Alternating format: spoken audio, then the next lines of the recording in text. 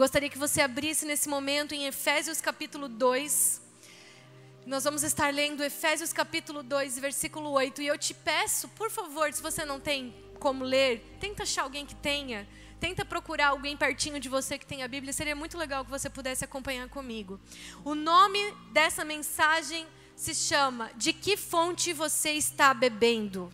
Diga comigo, de que fonte você está bebendo? Porque nós temos hoje muitas vozes falando na nossa vida e muitas formas de saciar a nossa sede, muitas formas de saciar a nossa fome. Nós temos hoje inúmeras formas. Quer ver uma delas? Entretenimento. Você está, às vezes, chateado, triste, cansado. Você vai o quê? Para o entretenimento. Isso sacia, de alguma forma, a sua alma, o seu coração, a sua mente. Às vezes você vai para os relacionamentos, é uma fonte de saciar, é uma fonte de você matar a sua sede. Às vezes você é carente, às vezes você não teve muito amor do seu pai ou da sua mãe, e às vezes você fica aí buscando na vida um companheiro, uma companheira que possa saciar a sua carência. Essa é uma fonte onde você está bebendo. Existe a fonte da religião, que é uma das fontes mais conhecidas e mais procuradas pelo ser humano, que é a fonte da religião, que não é a fonte que Deus estabeleceu. Deixa eu te dar uma informação. Deus não estabeleceu religião. Jesus não veio fundar religião. Ok? Se você nunca ouviu isso, eu creio que a maioria de vocês já ouviram isso. Mas a verdade é que mesmo ouvindo, a gente não vive isso. Às vezes a gente ainda se esconde através de regras religiosas, de meios religiosos para se relacionar com Deus. E que isso seja quebrado essa noite, em nome de Jesus. Amém? Em Efésios capítulo 2, versículo 8, diz assim: porque pela graça sois salvos, por meio da fé, e isto não vem de vós. É o quê? É dom de... Diga comigo, é dom de Deus. Mais uma vez, é dom de Deus. Agora diga junto, é dom de Deus. O que é dom de Deus, meu irmão? O que essa palavra está dizendo? Que é dom de Deus, que nós somos salvos. É dom, você não pediu, você não me fez por merecer. É dom de Deus que você seja salvo. Por meio do quê? Da graça, por meio da fé. O que essa palavra está dizendo?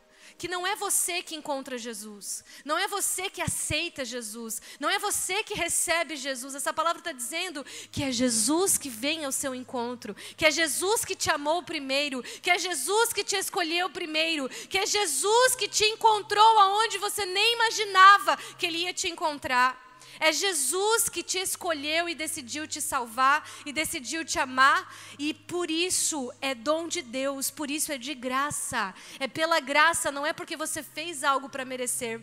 Você não encontrou Jesus, Jesus te encontrou, e não é porque você é melhor do que alguém que está lá fora. Você e eu não somos melhores do que alguém que ainda não vive com Jesus. Porque a gente costuma dizer, eu vivo para Jesus, mas sabia que Jesus não te chamou para viver para Ele? Jesus não te chamou para viver para Ele. Jesus te chamou para viver com Ele. Ele quer intimidade, Ele quer proximidade, Ele quer estar perto de você. Quando a gente vive para Jesus, Ele ainda é um Deus distante. Ele ainda é um Deus que a gente ouve falar. Ele ainda é uma pessoa que fez atos incríveis nessa terra. Mas Ele ainda não é íntimo do nosso coração. O nosso Senhor e Salvador pessoal. Ele é o Senhor e Salvador Jesus Cristo. Por isso eu te digo que quando nós queremos merecer algo de Deus, nós só estamos olhando para a cruz e dizendo, tudo que você fez não foi suficiente para perdoar os meus pecados. Eu ainda tenho que fazer algo para merecer tudo que você já conquistou lá. E a primeira passagem bíblica que mostra onde Jesus se revelou, porque tem aquela passagem que diz onde Ele olha para os discípulos e fala, quem que vocês dizem que eu sou? Aí uns discípulos dizem, alguns dizem que você é Elias, o profeta, e começam a dizer algumas coisas, depois que Pedro fala, você é Cristo. Mas antes dessa passagem, Jesus já se revelou para uma mulher. Jesus se revelou para a pessoa mais imprópria, mais inusitada, mais pecadora e menos merecedora que a gente poderia imaginar na palavra. Jesus se revelou, mas não foi ela que foi até Jesus. Foi Jesus que foi até ela. Porque é Jesus que vai até você. Querido, creia nisso. Não foi você que escolheu Jesus. Ele te escolheu. Creia. Você só pode amar Jesus porque Ele te amou primeiro. Porque a fonte do amor é próprio Deus. Deus é... Nós só podemos amar a Ele se nós temos a Ele. Tudo vem dEle, inclusive o amor que nós temos por Ele. Qual é essa mulher? A mulher samaritana. E eu quero ler essa passagem com você em João, capítulo 4. E nós vamos ler a partir do versículo 6. E você vai entender o que Deus quer ministrar no seu coração essa noite. João capítulo 4, versículo 6, nós lemos: E estava ali a fonte de Jacó. Diga comigo, a fonte de Jacó. Jesus, pois, cansado do caminho, assentou-se assim junto da fonte. Era isto quase a hora sexta. Hora sexta é meio-dia. Aqui primeiro está dizendo que tinha ali a fonte de Jacó. Essa fonte, esse poço de Jacó, era onde aquela vila samaritana ia tirar a sua água para matar a sua sede. É onde a mulher samaritana ia acabar indo tirar a água e aí Jesus estava ali esperando por ela. A fonte de Jacó simboliza as tradições humanas, a religião humana, a religião da onde muitas pessoas matam a sua sede. Fonte de Jacó. Jacó é quem? É um dos pais da fé. Jacó é neto de Abraão. Abraão, Isaac e Jacó. Eles são os pais da fé aqui, principalmente para esse povo, ainda mais para esse povo, né, que tinha toda essa tradição judaica.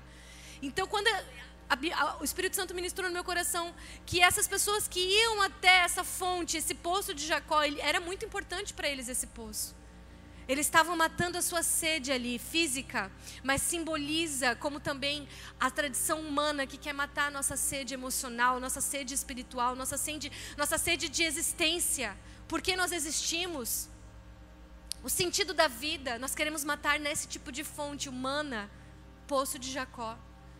Mas Jesus mesmo depois falou com aquela mulher e disse: essa água que você está bebendo aqui vai sempre ficar com sede. Porque quando você bebe da religião, quando você bebe de tradições humanas, quando você bebe de regras humanas, você sempre vai ter sede, nunca vai te saciar, nunca vai te aproximar verdadeiramente de Deus.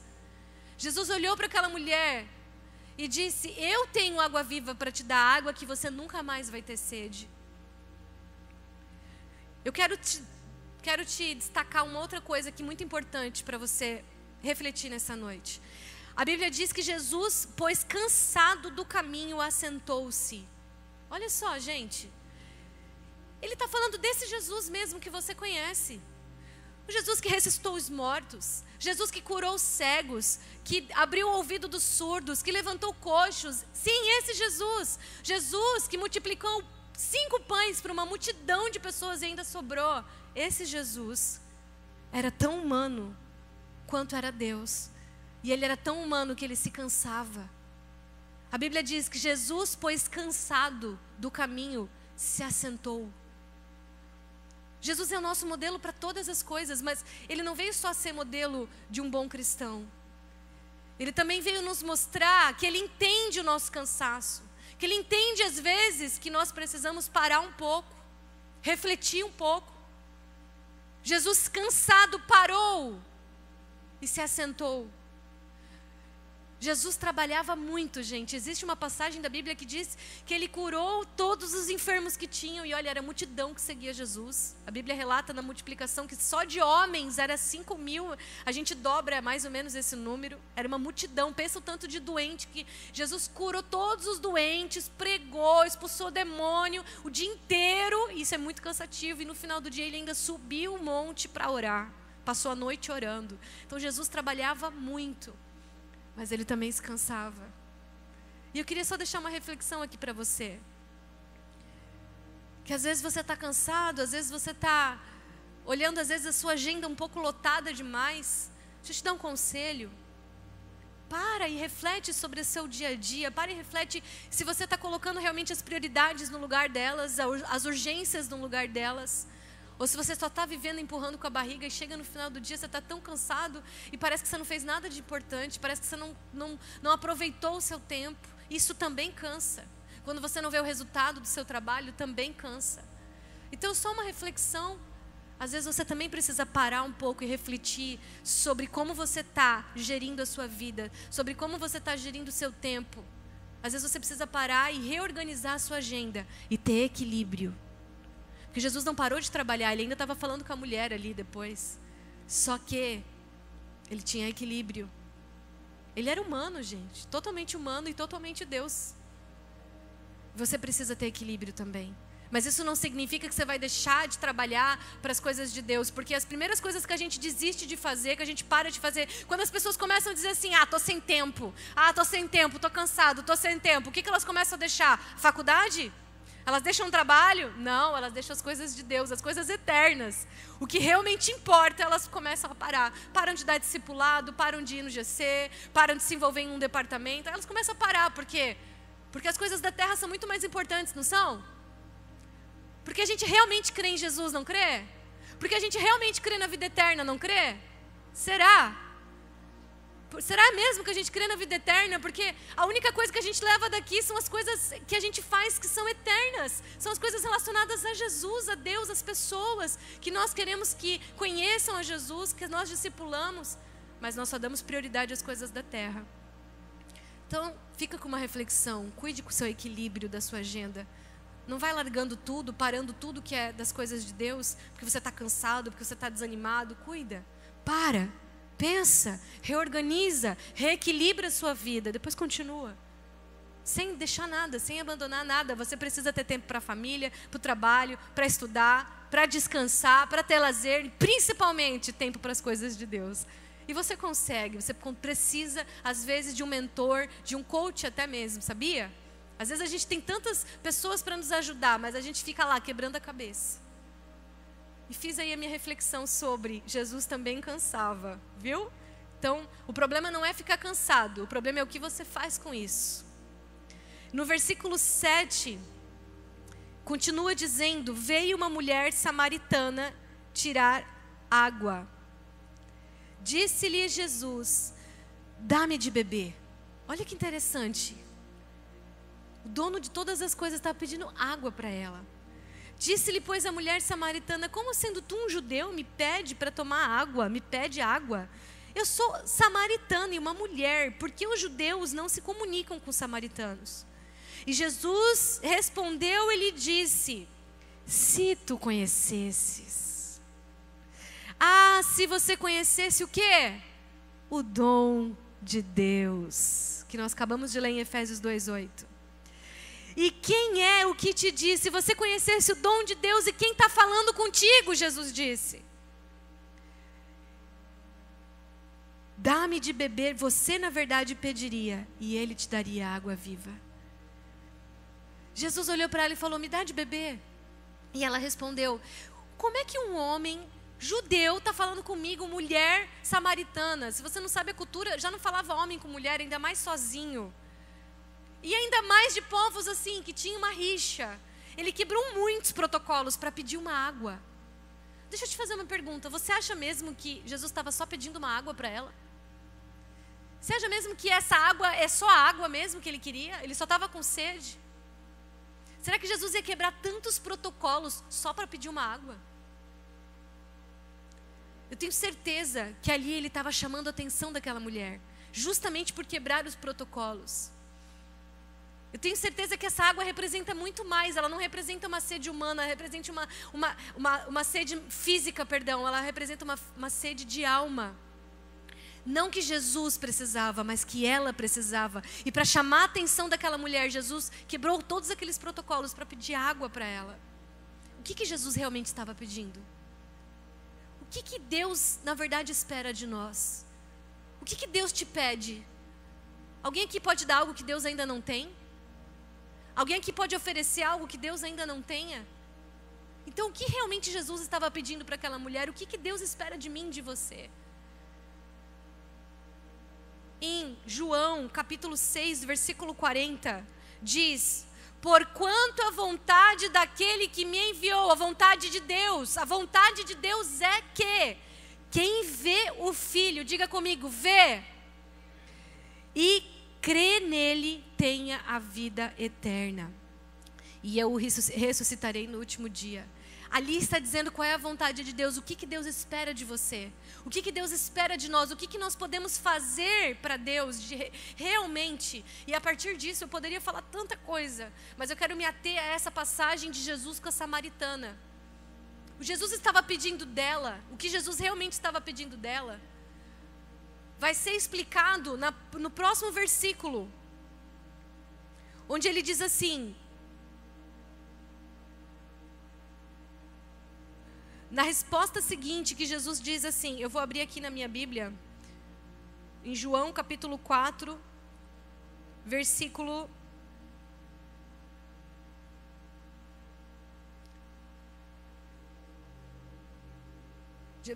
13, para você entender.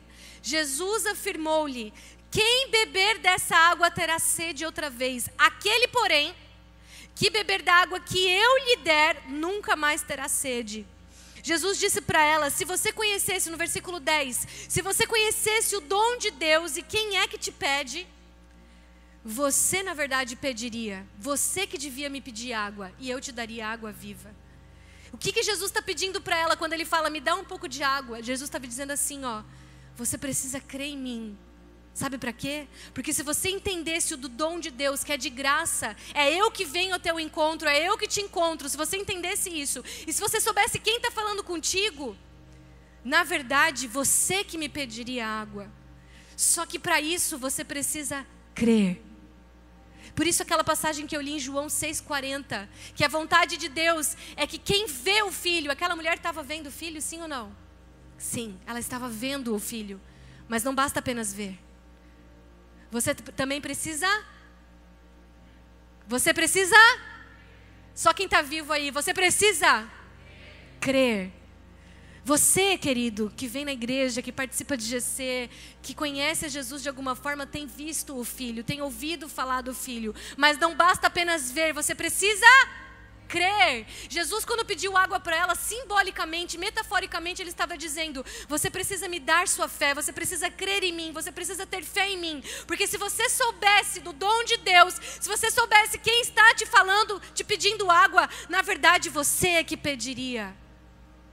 E sabe por que nós não pedimos coisas a Deus? Porque às vezes a gente pede, mas assim com o pé lá atrás, né? A gente não tem certeza, a gente acha que a gente só pede por protocolo, porque a gente não crê, a gente só vê o Filho, a gente ouve falar de Jesus, mas a gente não crê. E Jesus está dizendo, eu estou te pedindo água porque você também tem algo a me dar. Não merecimento, não porque você é perfeita, não porque você não peca, mas você precisa crer. Você precisa ter fé em mim, você precisa conhecer o dom de Deus, que é de graça, é pela graça, não é pelo seu esforço, nem pela sua força. E Jesus está dizendo, se você cresce em mim, então você que me pediria água. E sabe por que nós não pedimos? Porque não cremos. E por que não cremos? Porque nós achamos que é por merecimento. Porque nós achamos que é quando nós fazemos tudo certinho, tudo perfeito, então Jesus vai nos ouvir, então Deus vai nos responder. Quando a gente faz tudo certinho, quando a gente quase que não é pecador, aí então eu posso pedir, porque daí o Pai está se agradando de mim, então eu vou receber. Não é assim. Não é assim. Essa é a maior mentira de Satanás. Como é que eu posso te provar que não é assim? Aquela mulher, no versículo 11, diz, disse-lhe a mulher, Senhor, tu não tens com que tirar água do poço. Eu quero mais para frente, para a gente ganhar tempo. No versículo 16, pediu-lhe Jesus, vai, chama teu marido e volta aqui. E ela disse, confessou-lhe a mulher, eu não tenho marido. Ah, você não tem marido? Replicou Jesus. Você falou bem certinho, você não tem marido. Porque você já teve 5 maridos. 5, e esse homem com que você vive agora não é o teu marido. Então você falou a verdade. Agora deixa eu te perguntar, quando Jesus foi até aquela mulher, quando ele ofereceu água viva para aquela mulher, Ele não sabia que ela teve todo esse histórico de pecado, de vida, de promiscuidade. Ele não sabia, né? Provavelmente ele teve uma surpresa depois que ele começou a falar com ela, que ele percebeu que ela teve 5 maridos e que aquele com quem ela estava não era o marido dela. Sim ou não? Não. Jesus, quando foi ao encontro dela, Jesus, quando ofereceu água viva, ele já sabia com quem ele estava falando.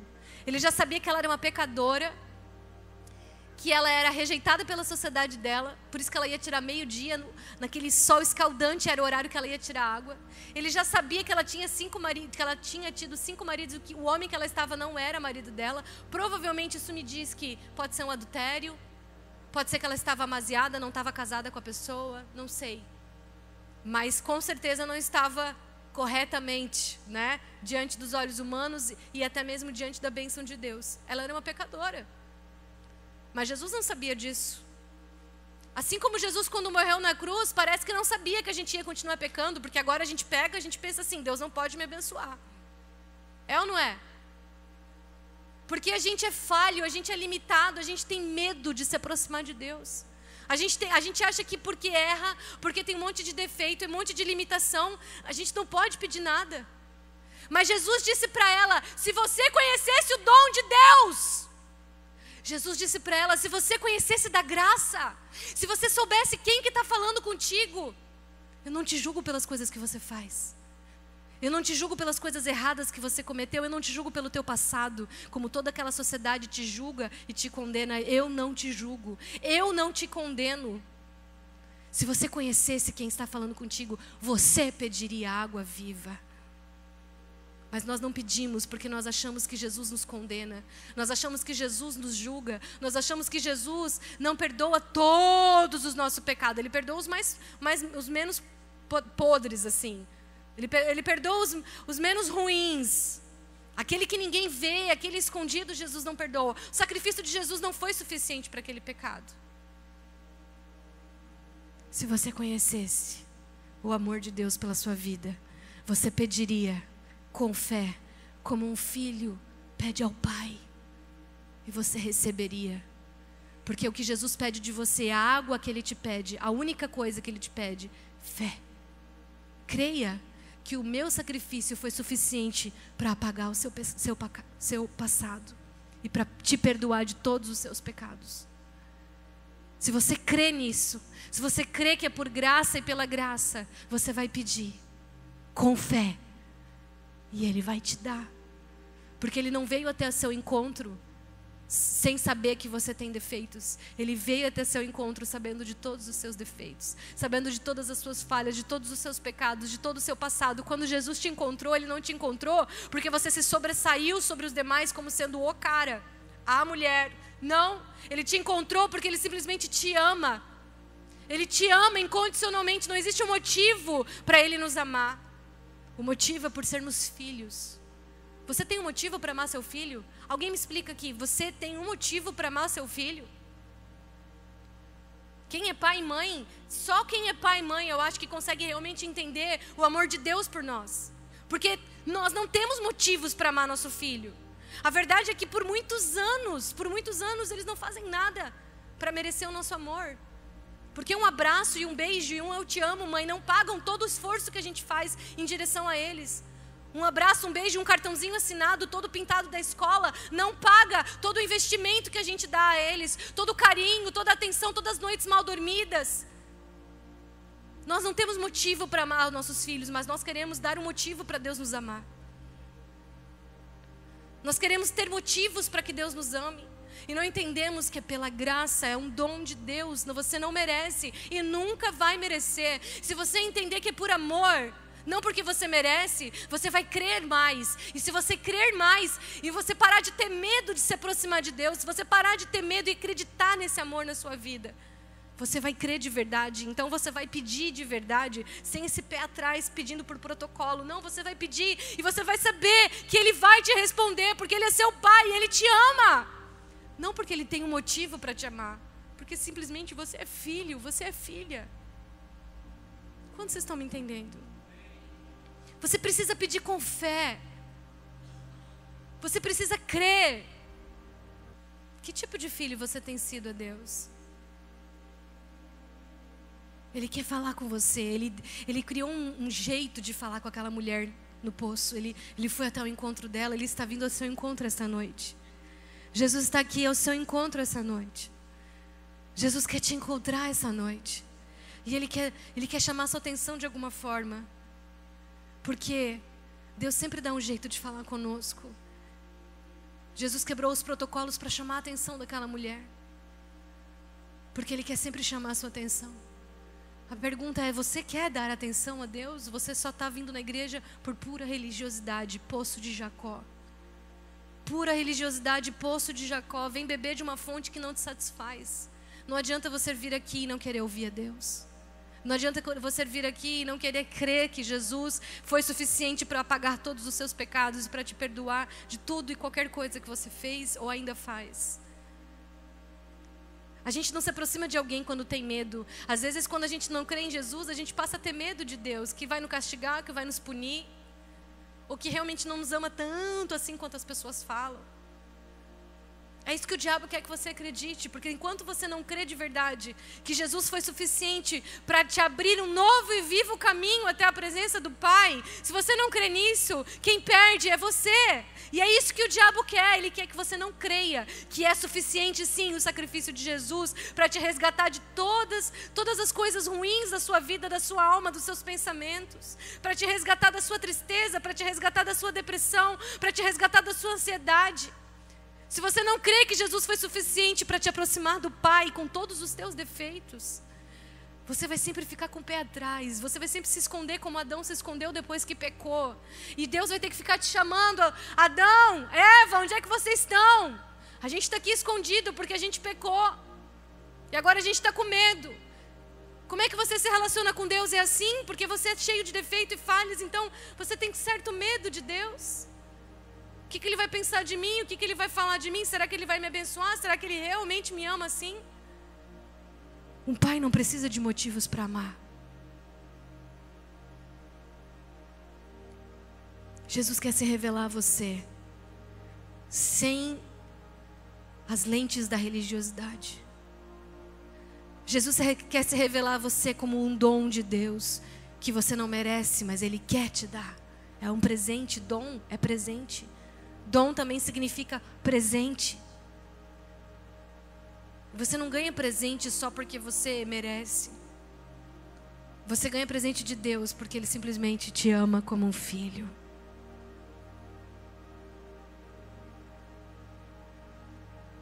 Eu gostaria que apagasse só um pouquinho as luzes. Eu queria que você pensasse nesse momento. Como você tem se relacionado com Deus? Que distância você tem ficado de Deus? Ou a que distância você tem mantido por causa de medo, por preocupação que talvez Deus não vai te ouvir, que talvez Deus não vai te responder porque você é imperfeito, você é pecador, então Deus não vai te dar o que você precisa.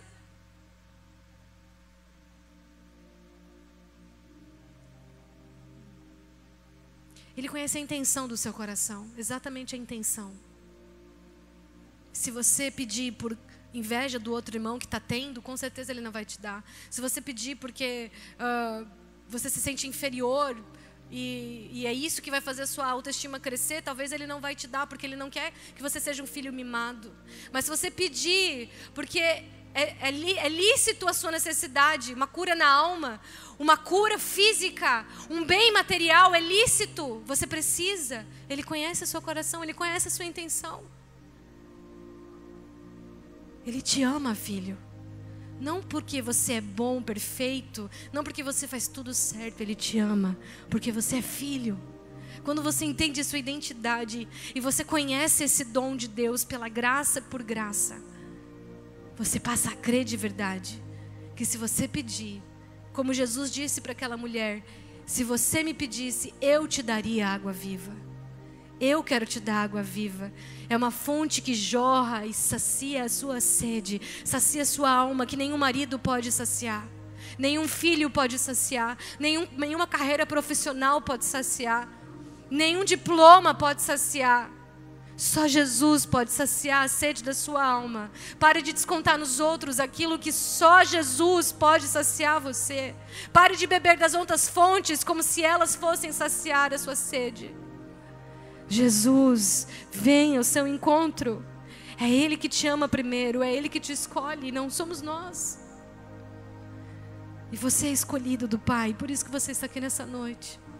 Há tantas pessoas lá fora, algumas pessoas estão em depressão, estão chorando com tantos problemas, tantas pessoas sofrendo, mas você está na presença do Pai, podendo pedir, crendo que Ele te ama, não porque você é perfeito, mas porque você é filho.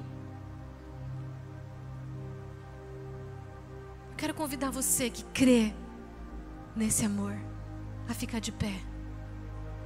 Eu quero te pedir nesse momento, peça com fé o que você precisa de Deus como um pai. O que você precisa de Deus como um pai que talvez você não teve nessa terra. Um pai que nessa terra talvez não te orientou, não te deu direção, não te abraçou, não te amou. Ele quer te dar direção, te abraçar, te amar, te orientar. O Pai Celestial está aqui para suprir todas as suas necessidades, como a Bíblia diz. Você precisa crer que Jesus, que o sacrifício de Jesus foi suficiente para te perdoar de todos os seus pecados e apagar o seu passado. A Bíblia diz que Deus lança o nosso pecado no mar do esquecimento. Quando você se arrepende e crê, você pode pedir com fé. Nada te impede de se aproximar de Deus, a não ser a sua própria consciência. Nada mais existe entre você e o Pai, a não ser a sua própria consciência se acusando, permitindo que o diabo aponte o dedo para você. Você é amado, você é amada.